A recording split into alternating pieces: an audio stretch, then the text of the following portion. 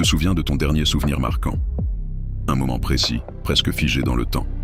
Tu peux revoir les détails, ressentir l'émotion, comme si tout était intact. Mais maintenant, pose-toi une question simple. Et si ce souvenir n'était pas totalement réel, pas complètement faux, mais légèrement modifié, une version reconstruite, ajustée, transformée sans que tu t'en rendes compte? Et si, depuis le début, ta mémoire n'était pas une archive, mais une interprétation? On pense tous que nos souvenirs sont fiables, qu'ils définissent qui on est, ce qu'on a vécu, ce qu'on ressent. Mais ton cerveau ne fonctionne pas comme une caméra. Il ne stocke pas des images intactes. Il reconstruit chaque souvenir, encore et encore, à chaque fois que tu y repenses. Et cette reconstruction n'est jamais parfaite.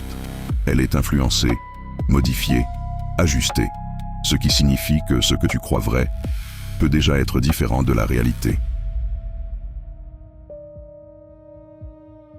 Des chercheurs ont déjà réussi à implanter de faux souvenirs chez des individus. Pas des idées vagues, de vrais souvenirs, détails, émotions, sensations. Pour le cerveau, il n'y avait aucune différence. Les personnes étaient persuadées que ces événements avaient réellement eu lieu. Elles pouvaient les raconter, les ressentir, les revivre. Et le plus troublant, c'est que ces souvenirs n'existaient pas du tout avant qu'on les introduise. Ton cerveau ne stocke pas la réalité brute. Il compresse, trie, reconstruit. Chaque souvenir est une version optimisée, simplifiée, parfois altérée. Et à chaque fois que tu te rappelles quelque chose, tu ne relis pas un fichier, tu le recrées. Ce qui veut dire qu'un détail peut changer. Une émotion peut évoluer. Une perception peut se transformer. Et avec le temps, la version que tu gardes peut s'éloigner énormément de ce qui s'est réellement passé. Maintenant, imagine une intelligence artificielle capable d'analyser ton comportement, tes réactions, tes émotions, tes habitudes. Une IA qui comprend ce qui te marque, ce qui t'influence, ce qui te fait croire quelque chose. Pas de manière générale, mais spécifiquement toi. Une IA qui apprend ton fonctionnement mental mieux que toi-même. Une IA capable d'influencer ton attention. Ce que tu dois voir, quand tu dois le voir, comment tu vas l'interpréter. Pas en te contrôlant directement, mais en orientant subtilement ton expérience, en modifiant ce que tu consommes, ce que tu remarques, ce que tu ignores, et petit à petit, ce que tu retiens. Parce que si tu peux influencer ce que quelqu'un voit, tu influences ce qu'il comprend. Et si tu influences ce qu'il comprend, tu influences ce qu'il mémorise. Ce n'est pas direct, ce n'est pas visible, mais c'est progressif. Et surtout, c'est efficace.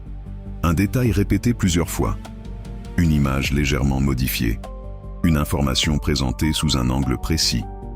Et ton cerveau va combler les vides, créer des liens, reconstruire une version cohérente. Une version qui te semble évidente, mais qui a été influencée dès le départ. Tu te rappelles, tu ressens, tu es convaincu, parce que pour toi c'est réel. Mais ce sentiment de réalité ne prouve rien. Il prouve seulement que ton cerveau y croit. Et ton cerveau peut être influencé. Et si ce n'était pas une erreur? Et si ce n'était pas un bug du cerveau, mais une opportunité? Une faille que certaines technologies pourraient exploiter. Parce que modifier un souvenir, ce n'est pas juste changer le passé, c'est changer la perception. Et changer la perception, c'est changer les décisions.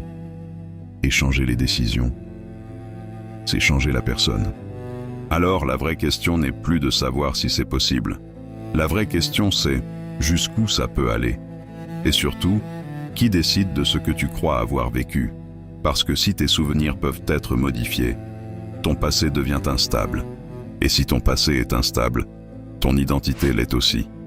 Et si, en ce moment même, tu étais en train de te souvenir de quelque chose qui n'est jamais arrivé?